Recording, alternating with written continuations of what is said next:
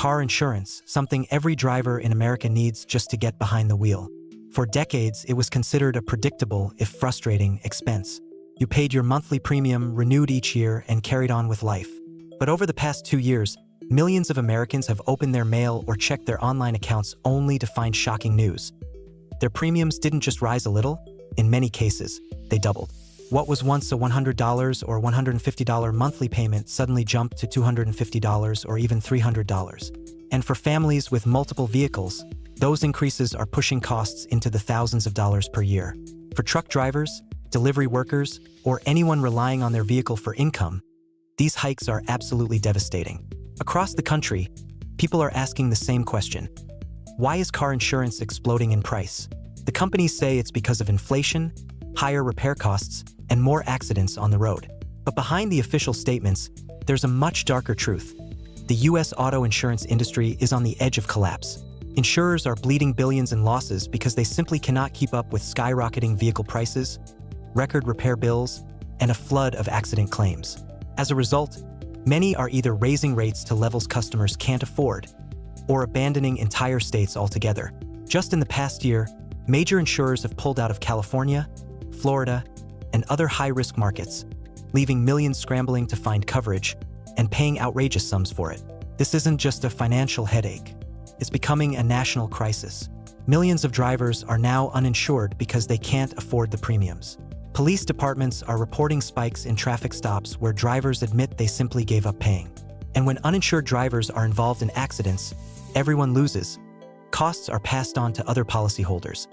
Lawsuits drag on for years, and financial ruin spreads like wildfire. What we're witnessing is more than just rising premiums.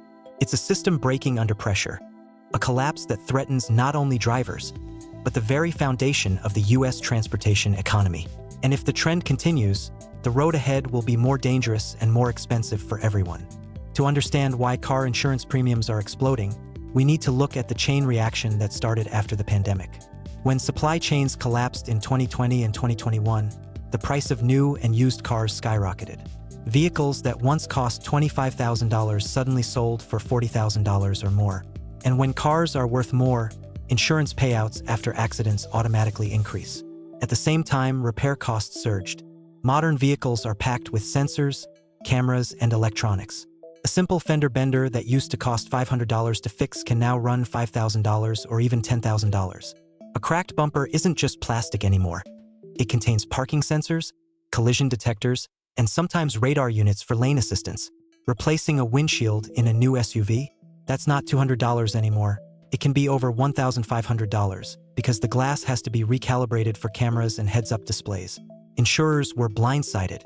In 2022 alone, the auto insurance industry reported billions in underwriting losses, meaning the money collected from premiums wasn't enough to cover claims. Companies scrambled to rebalance the books, and their only option was to raise rates, sometimes by 20%, 30%, or even 50% in a single year. But the crisis doesn't stop with repairs. Severe weather has also played a huge role. Hurricanes in Florida, wildfires in California, and massive hailstorms across the Midwest caused tens of billions in damage to cars and property. Insurers simply cannot afford to cover every disaster. That's why some of the biggest names, like State Farm, Progressive, and Farmers, have pulled back from high-risk states, refusing to write new policies or canceling coverage altogether. Add in rising accident rates, distracted driving due to smartphones, and soaring medical bills from injury claims, and the system is stretched to the breaking point. The result? Honest, careful drivers are being punished with sky-high premiums because the entire pool of insured risk is collapsing. And here's the most alarming part. Insurance executives are warning that these price hikes are not temporary. They are the new normal. Unless major reforms are introduced, experts predict premiums could rise another 20 to 30% over the next 2 years, making car ownership unaffordable for millions more Americans. This isn't just an inconvenience. It's a ticking time bomb for the U.S. economy. Because without affordable insurance, the very act of driving, the backbone of work, travel, and commerce, is at risk of breaking down completely. For everyday Americans, the insurance meltdown isn't just about paying a little more each month. It's becoming a full-blown financial emergency. Families already struggling with record housing costs, credit card debt, and rising food prices are now being hit with car insurance bills that sometimes double overnight. Take this in, the average annual premium in the US has now passed $2,500 per vehicle. In states like Michigan, California, and Florida, some drivers are being quoted over $4,000 a year just to keep their cars on the road. For many working-class families with 2 or 3 vehicles, the math simply doesn't work anymore. As a result, millions are making a desperate choice: driving uninsured. Recent data shows that nearly 1 in 8 drivers in America has no insurance. And in states with the highest rates, like Mississippi and New Mexico, it's closer to 1 in 4. That's a dangerous cycle, because when uninsured drivers cause accidents, the costs fall back on insured drivers, pushing premiums even higher. The fallout doesn't stop there.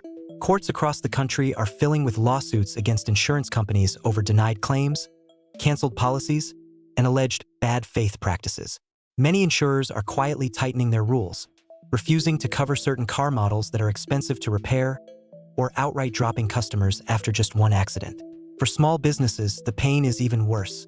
Trucking companies, delivery services, and contractors all rely on commercial auto insurance to operate.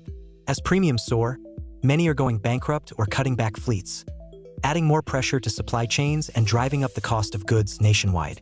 And let's not forget the psychological toll. For generations, car ownership represented freedom and independence in America. But now, that freedom comes with a crushing bill that feels more like a punishment than a privilege. People are asking, how can I keep my job if I can't afford to insure my car?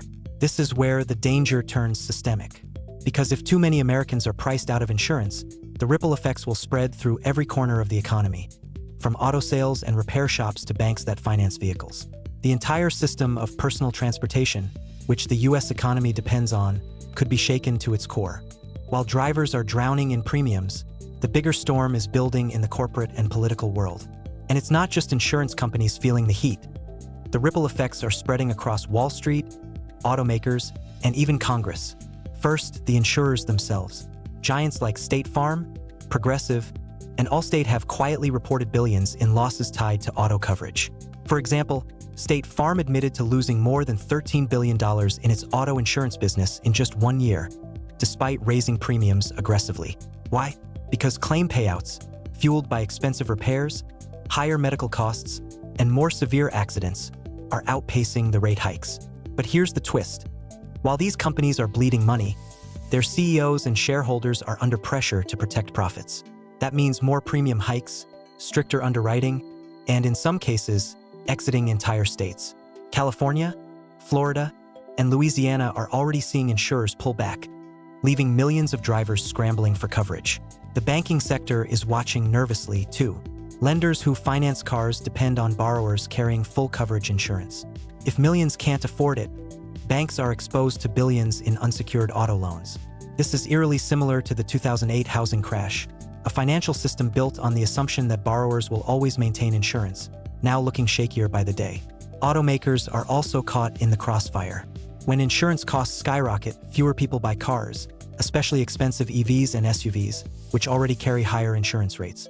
That's a direct hit to companies like Ford, GM, and Tesla, which are counting on steady sales to fund massive investments in new technology. And then there's Washington. Politicians are already feeling the pressure as angry voters demand answers.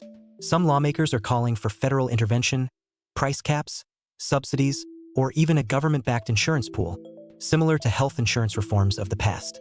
But industry lobbyists are pushing back, warning that heavy regulation could collapse the private insurance market entirely. So here's the reality.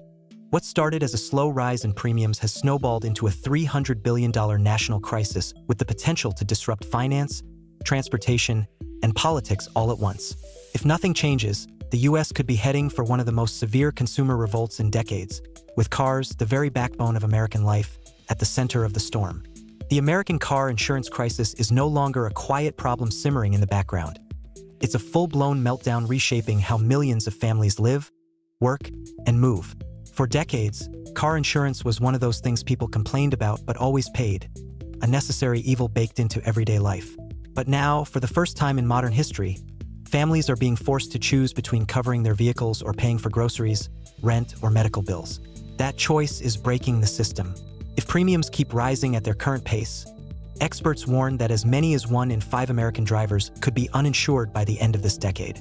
That would be catastrophic because every uninsured driver on the road makes the system more expensive, dangerous, and unstable for everyone else.